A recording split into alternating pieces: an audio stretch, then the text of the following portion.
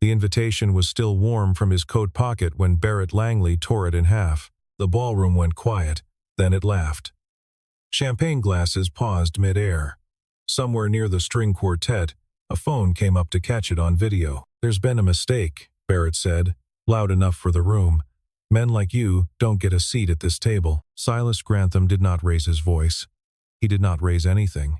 He slid 2 fingers into his jacket, found his phone, and typed a single line to a number saved under a name no one in that room had ever heard. By morning, the deal Barrett was celebrating would not exist anymore. 6 weeks earlier, Savannah smelled like diesel and pluff mud, and Silas Grantham was exactly what he looked like, a man in a faded department jacket, walking the docks of Belhaven Marina before the sun cleared the warehouses. He checked line tension on a shrimp boat, radioed a delivery truck about a blocked gate, and picked up a coffee from the same stand every morning at 6:15, paying with the same 5 crumpled dollars, folded into a worn clip that had once belonged to someone else. He had done this for 4 years, since his wife Diane died in a crash on Highway 17 on a rain-slick Tuesday in October, since he had stopped being anything other than Hazel's father and the man who kept Belhaven's gates running on time.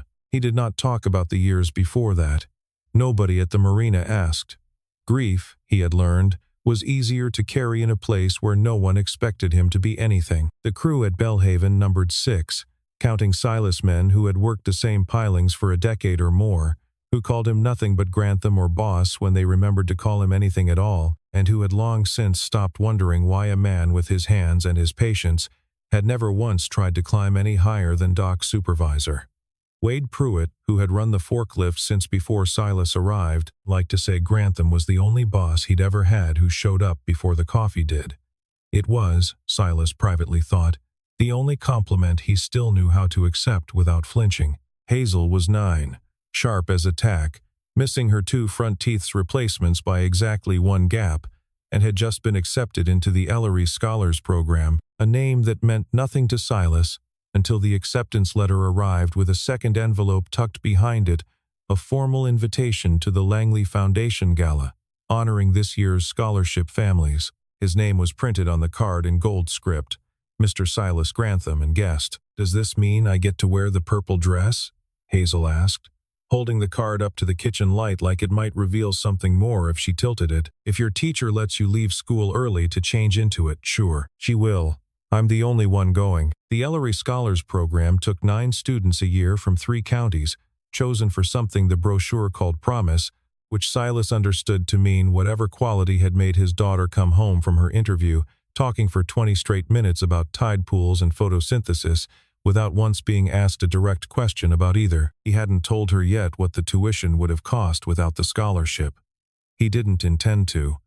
Some numbers, he'd decided long ago, belonged only to the adults in a room, not the children being celebrated in it. He almost didn't open the second letter that arrived the same week, official Langley Group letterhead, notifying Belhaven's dock tenants of an impending sale. The buyer's name meant nothing to the dock workers reading it over each other's shoulders in the break room, arguing about severance and pension transfers in low, worried voices.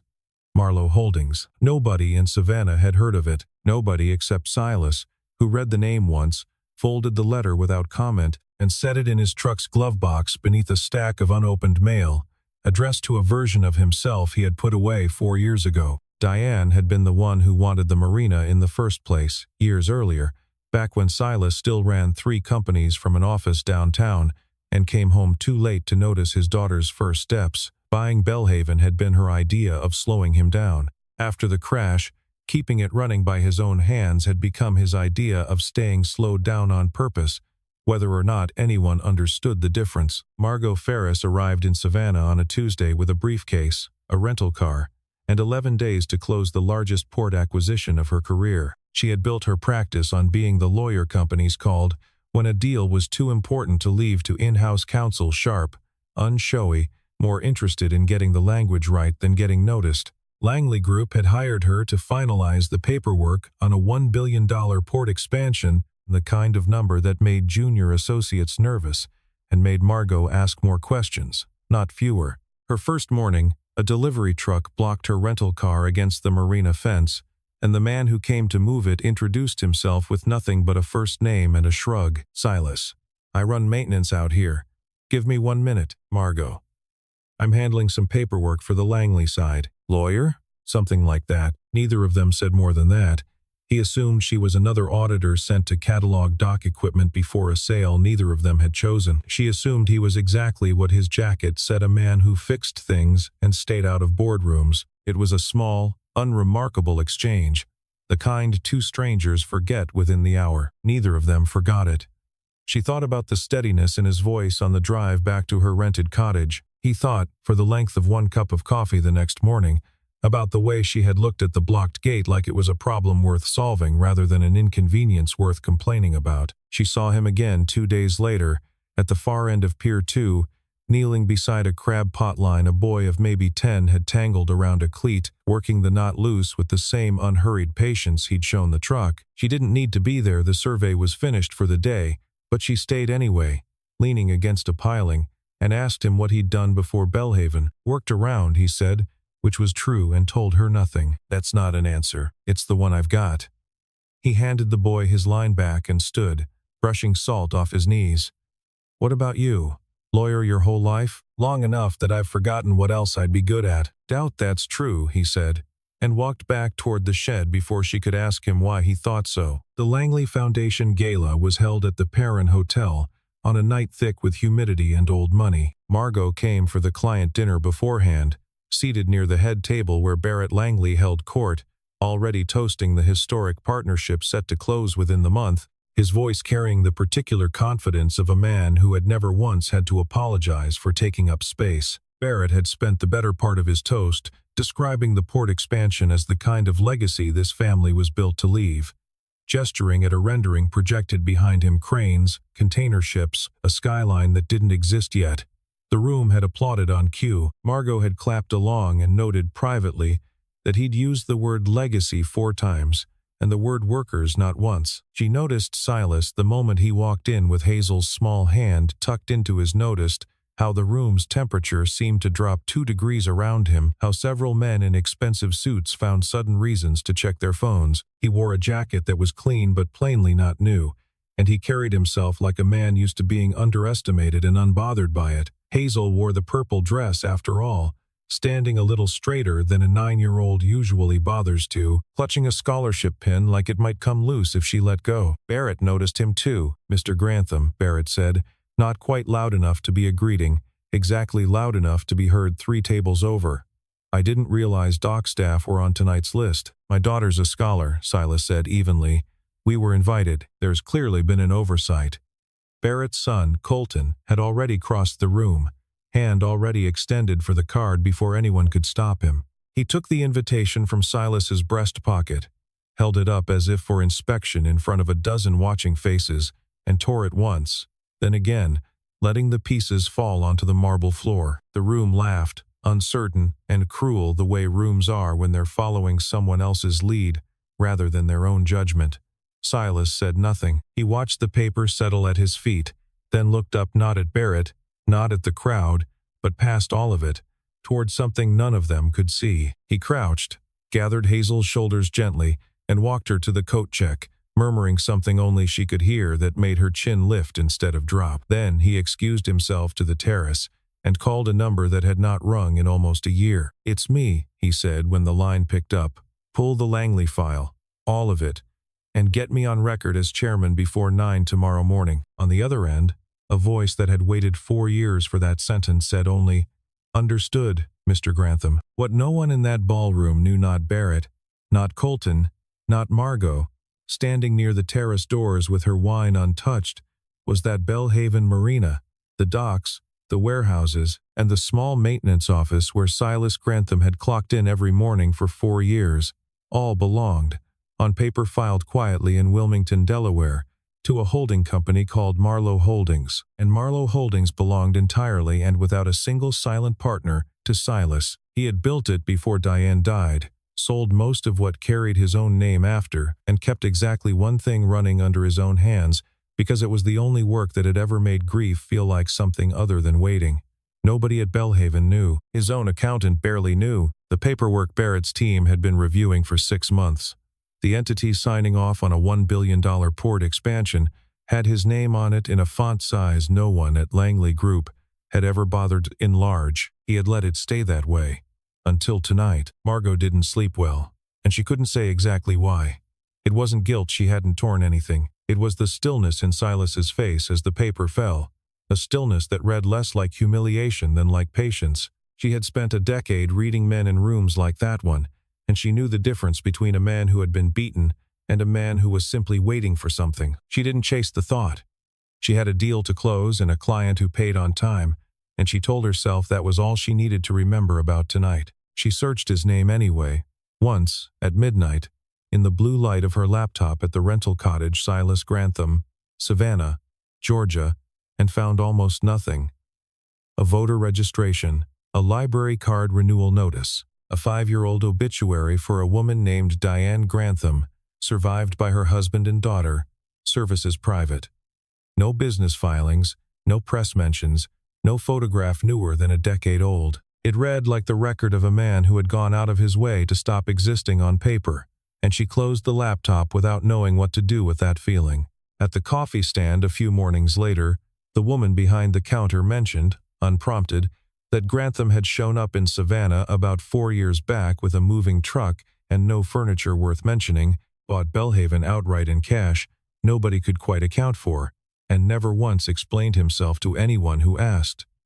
Folks stopped asking, the woman said, sliding Margot's coffee across the counter. Man like that, you figure he's got his reasons, and they're his business, not yours. Margot filed it away with the obituary and the empty search results, 3 pieces of a puzzle that refused, for now, to become a picture. 3 days later, she was back at Belhaven, walking the property line with a surveyor, when she found Silas replacing a hinge on the equipment shed door, sleeves pushed up, a level balanced on his knee. You didn't have to fix that today, she said. Door doesn't know it's not a good day. He didn't look up. You get the invitation situation sorted? That's not really my department. Didn't think it was. A pause, the kind that isn't awkward so much as measured. Appreciate you not laughing at least. I wasn't laughing. She meant it more plainly than she expected to. He glanced at her then, not long, not searching, just a look that filed the sentence away somewhere. Most people were. I'm not most people. She surprised herself again. He almost smiled. Almost. No, he said. I don't think you are. They didn't talk about the gala again. They talked about the shed door, about a delivery schedule that kept getting rerouted, about whether the heron on Pier 4 had a nest yet. It was administrative, careful, entirely surface, and it was, without either of them naming it, the first conversation either of them had wanted to keep going in longer than either could remember. Margot's real work began the following week, buried in an environmental impact addendum nobody had asked her to reread twice. The numbers on dredging depth didn't match the numbers in the original survey by a margin too clean to be a rounding error. She flagged it in her notes, assumed it was clerical, and moved on until she found the same discrepancy in a second document, then a third, all 3 bearing Barrett Langley's own sign-off in blue ink. She spent 2 nights at her kitchen table, with both surveys spread side by side, a highlighter in each hand, tracing the same 11 data points until the pattern stopped looking like coincidence and started looking like a decision someone had made on purpose. The original survey, commissioned 2 years earlier by an independent firm out of Charleston, showed dredging depths that would raise the water table under 2 low-lying residential blocks by nearly a foot during storm season. The version in Barrett's file showed numbers just low enough to clear the flood threshold on paper, adjusted by a firm Langley Group had hired directly and paid handsomely, according to the invoice stapled behind it. She said nothing yet. She wasn't in the business of accusations without paper behind them, and she had learned a long time ago that being right too early, without proof in hand, only taught the other side how to hide better. At Belhaven, the thing growing between her and Silas had no name and asked for none. Hazel started appearing at the marina office after school, doing homework at a folding table while her father worked the radio, and one Thursday Margot found herself sitting across from the girl, helping her diagram a sentence, laughing at something Hazel said about her teacher's cat, while Silas watched from the doorway with an expression he didn't let last long enough for anyone to read. "You're good with her," he said, after Hazel had gone to chase the heron off the pier for the third time that week. "She's easy to be good with, not what I meant." He turned back to the outboard motor he was cleaning. Hands steady, voice quieter. "But thank you." Small things accumulated the way small things do. He fixed the sagging porch step at the rental cottage Margot had taken for the length of the deal, without asking, without mentioning it, until she noticed the new wood herself one evening and stood there a long moment before going inside. She started bringing 2 coffees to the dock instead of 1, setting his down on the piling nearest the shed without a word, letting him find it warm at 7 and cold by 9, and drink it anyway. They ate lunch some days on an overturned crate near Pier 3, Hazel between them sorting shells into piles by size, the 3 of them falling into something that looked, from a distance, exactly like a family that had always existed, rather than one just beginning to. One evening, after Hazel had fallen asleep on a stack of folded tarps in the office, and Silas had carried her to the truck without waking her, he came back to find Margot still on the dock, watching the last of the light go orange over the water. "You don't have to stay out here," he said. "I like this part of the day. Nobody wants anything from you yet." She didn't look over. "Can I ask you something? And you don't have to answer?" "Go ahead. What did you do before the marina?" "Before Diane." She said the name carefully, the way you handle something you've only just been trusted to hold. He was quiet long enough that she thought he wouldn't answer at all. "I built things," he said finally. "Companies, mostly. I was good at it, and it cost me more than it gave back. And after she died, I decided I'd rather be good at something smaller." He glanced at her. "That's not the whole truth, but it's not a lie either." "I can live with that," she said, and meant it, and didn't push further, and something in his shoulders eased at exactly the moment she stopped asking. Wade Pruitt noticed first, the way old dockhands notice weather changing before anyone else feels the wind shift. He said nothing to Silas directly, only started leaving the good mugs out instead of the chipped ones on mornings he knew Margot would be by, and once told Hazel, apropos of nothing, that her daddy hadn't whistled while he worked in longer than Wade could remember, and had started again sometime in the last month. Hazel filed the information away, with the seriousness of a 9-year-old collecting evidence for a case she fully intended to win. Colton Langley arrived at Belhaven on a gray Tuesday, with a folder of eviction notices, and the particular confidence of a man who had never once been told no by anyone who mattered. "New terms," he said, tossing the folder onto the dispatch desk in front of Silas without so much as a greeting. "Marina staff have 30 days to clear equipment. Marlowe wants the site emptied before closing." Silas read the notice without expression, though something in his jaw tightened at the name Marlowe used like a stranger's. "This affects 6 families who've worked this dock for years, some of them longer than you've been alive." "That's not really my department," Colton said, echoing, without knowing it, the exact phrase Margot had used weeks earlier, and meaning it far less kindly. By that evening, all 6 families had gathered in the break room, folding chairs pulled from storage, a pot of coffee. Nobody was really drinking. Wade stood at the back, arms crossed, asking the question everyone wanted answered. 30 days, Grantham. "What happens to us in 30 days? "Nothing happens to you in 30 days, Silas said. "You have my word on that, and I know that's not worth much on paper right now. Give me time to make it worth something." Nobody in that room knew what he meant by it. Several of them, walking home that night, decided to trust it anyway, the way people trust a man who has never once given them a reason not to. Margot happened to be in the office reviewing shipping manifests when the earlier exchange with Colton happened, and something in her went cold and clear at once. She had been retained to close a deal cleanly, not to watch a family business bulldoze working people out of their jobs with 30 days' notice and no severance conversation. She said nothing to Colton in the moment. She said everything later to herself, driving back to the cottage with both hands too tight on the wheel and the radio off. That night she called her managing partner and asked carefully whether representing Langley Group in this transaction created any conflict she should be worried about. He told her to finish the deal and stop asking questions that weren't hers to ask. She hung up and sat in the dark a long time, thinking about a man who fixed a porch step without being asked, and a company that fired families without a phone call. The tension didn't fade after that. It sharpened. Every conversation at Belhaven now carried a second layer the paperwork Colton had left behind.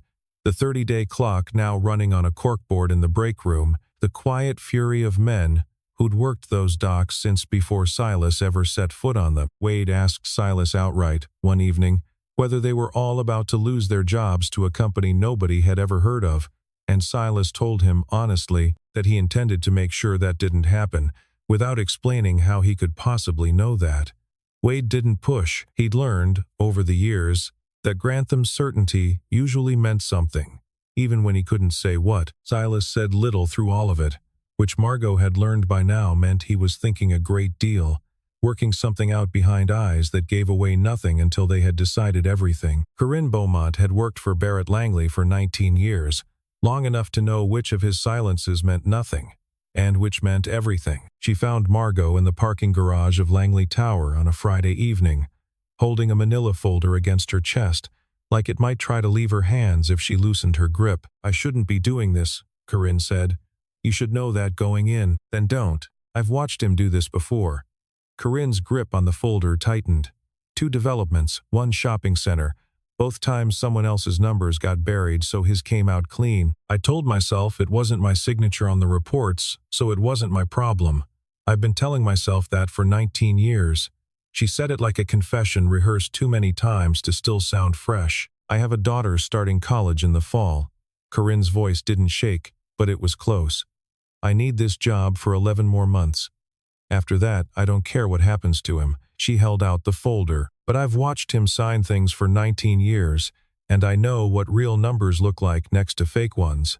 He had the environmental reports rewritten twice. He knew the dredging depth would flood 2 residential blocks, and he buried it because Marlowe's terms required disclosure he didn't want to make. Margot took the folder.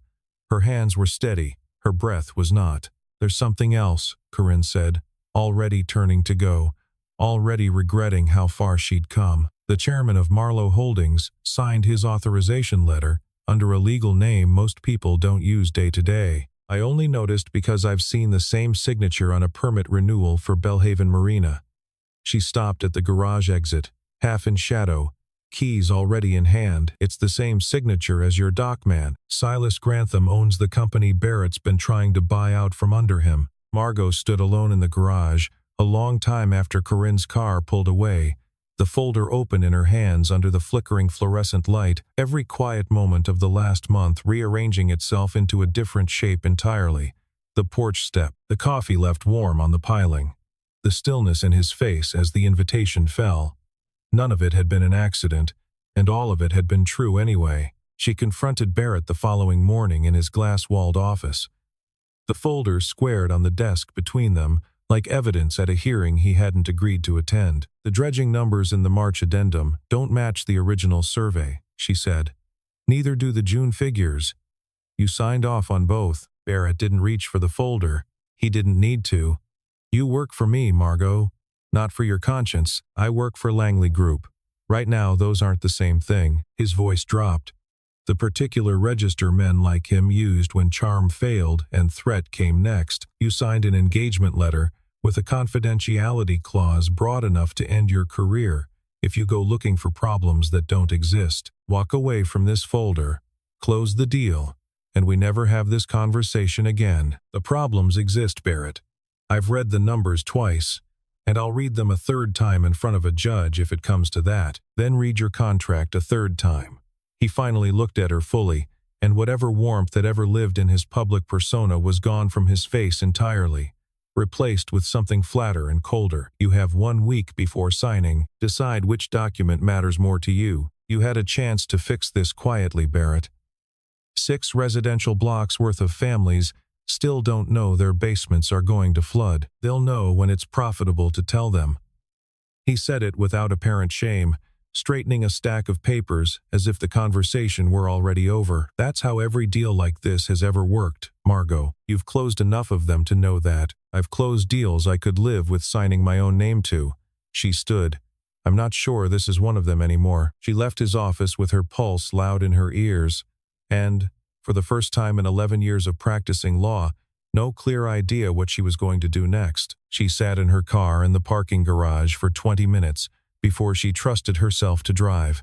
running the numbers on what she stood to lose: a partnership track she'd spent a decade building, a reputation for discretion that had brought her every client she'd ever had, a confidentiality clause with teeth sharp enough to end all of it in a single filed complaint. Against that, she set 6 families with 30 days' notice, 2 residential blocks that didn't know their basements would flood, and a man who had never once asked her to choose a side. The second list won, and it wasn't close. By Wednesday, the word had started moving through Langley Group's upper floors in the particular hush that precedes a genuine scandal. Someone in legal had pulled the Marlowe Holdings filing and found the chairman's full legal name. Someone in finance had cross-referenced it against a marina lease. And by Thursday morning, Barrett's own general counsel was avoiding his calls entirely. A reporter from the Savannah Morning Herald, working a much smaller story about dockworker layoffs, made the same connection independently by Friday and called Langley Group's press office for comment, which Barrett's team declined to give, a decision that would look considerably worse in print than silence usually did. The signing, still scheduled for the following Monday, now felt to everyone involved like a countdown to something none of them could predict or control. Margot found Silas at the dock that evening, the folder in her bag, her carefully rehearsed opening sentence dissolving the moment she saw his face in the low orange light off the water. "I know," she said instead. "Corinne came to me. I know who you are." He set down the line he'd been coiling, unhurried. "Then you know I didn't tell you on purpose. I know why." She meant it, and the meaning surprised her again, the way it kept doing lately. "I'm not angry, Silas. She stopped, chose the truer word. "I'm relieved. I thought I was losing my mind, feeling something for a man I only knew half of. You could have walked away the moment Corinne handed you that folder, filed it, closed the deal, gone back to Atlanta, and never thought about Belhaven again." "I thought about it for about 4 minutes on the drive over." She almost smiled. "Then I thought about the flood maps nobody was going to see until it was too late to matter. And I stopped thinking about Atlanta. You knew all the parts that mattered." He crossed the space between them, not quickly, the way a man moves when he's already decided something can't be undone by moving slowly. The rest was just paperwork. He stopped a foot from her, close enough that neither of them pretended the distance meant anything anymore. "I built Marlowe to matter to no one. You're the first person who's made me wish it mattered to you specifically. Paperwork worth $1 billion. Paperwork," he said again, softer, "that Barrett's about to lose, one way or another. Whether you help me or not, I'd rather you helped me because you believe the numbers, not because of anything between us." "I believe the numbers." She held his eyes. "I believe the rest of it too. Both things are true, and I'm done pretending they're not." Hazel found them like that a few minutes later, standing close on the dock without touching, and said nothing about it beyond a small, satisfied smile she didn't try very hard to hide, before announcing that the Heron had finally built its nest on Pier 4, and someone needed to come see it right now. They went, together, unhurried, past crates and coiled rope, and for a moment, none of the last 6 weeks existed at all, only a girl pointing at a nest and 2 adults standing near enough to share the view without needing to explain why. The signing was moved to the 40th floor of Langley Tower, the same room where Barrett had spent 6 months orchestrating a deal he believed would double his family's holdings. Reporters lined the hallway outside, tipped off by someone in the building who'd finally decided 19 years was long enough to stay quiet. Corinne stood near the door with a folder of her own now, her hands steadier than they'd been in the parking garage. Silas walked in wearing the same faded jacket he wore to the docks every morning, and for one full second, the room assumed a mistake had been made at security. Then, he sat at the head of the table, in the chair reserved for the chairman of Marlowe Holdings, and the room understood exactly what it was looking at. "Mr. Grantham," Barrett said, the color leaving his face in real time. "Chairman Grantham, if we're using titles today," Silas said, without heat, without hurry. "I own the company you've spent 6 months trying to buy out from underneath a man you called a dockhand at your own gala." He placed Corinne's folder on the table, then Margot's beside it. "These documents show falsified environmental data used to conceal flood risk to 2 residential blocks and a termination notice issued to 6 marina families without severance, or the 30 days actual notice your own paperwork claims. I'm not signing this deal as written. I'm restructuring it, effective this morning, with full disclosure to every family whose homes and jobs were treated as a rounding error in someone else's spreadsheet. One director, a woman near the end of the table who had said little through 6 months of meetings, asked the only question that mattered before the vote was called. "Chairman Grantham, if we restructure, does Marlowe still close this deal?" "On different terms, yes. Fair valuation, full disclosure, and a community fund for the 2 blocks your original numbers put underwater on paper." Silas didn't raise his voice. He'd never needed to. "I didn't come here to kill a port expansion this city needs. I came here to make sure it gets built without lying to the people who will live next to it." The board vote took 11 minutes. 7 directors sided with disclosure and restructuring. 1, predictably, sided with Barrett. Corinne Beaumont was named interim director of community relations before the meeting adjourned, her 19 years finally worth something other than silence. Barrett Langley was escorted from the building he'd built his name on, past reporters who now had a very different story than the one his own communications team had prepared for them that morning. Colton, seated at the far end of the table, said nothing at all, staring at the torn edges of a memory none of them mentioned aloud. Outside, the reporter from the Savannah Morning Herald, who'd made the connection days earlier, stood at the front of the assembled press, watching Barrett Langley walk past her toward the elevators without a word, and reworked her lead twice in the time it took the doors to close.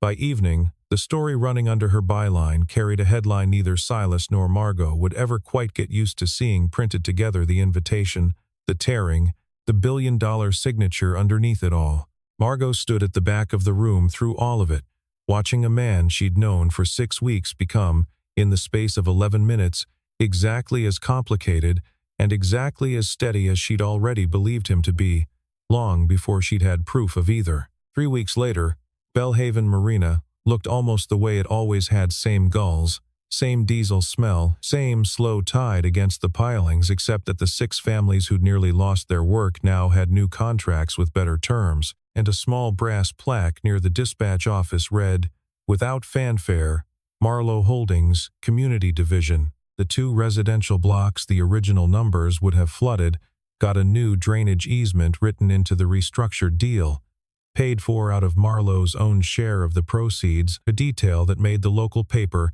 but never made Silas's name louder than it already was. Wade Pruitt got a raise he didn't ask for, and a title, Senior Dock Coordinator, that he complained about for a week and then had printed on a business card he showed everyone who'd hold still long enough to look at it.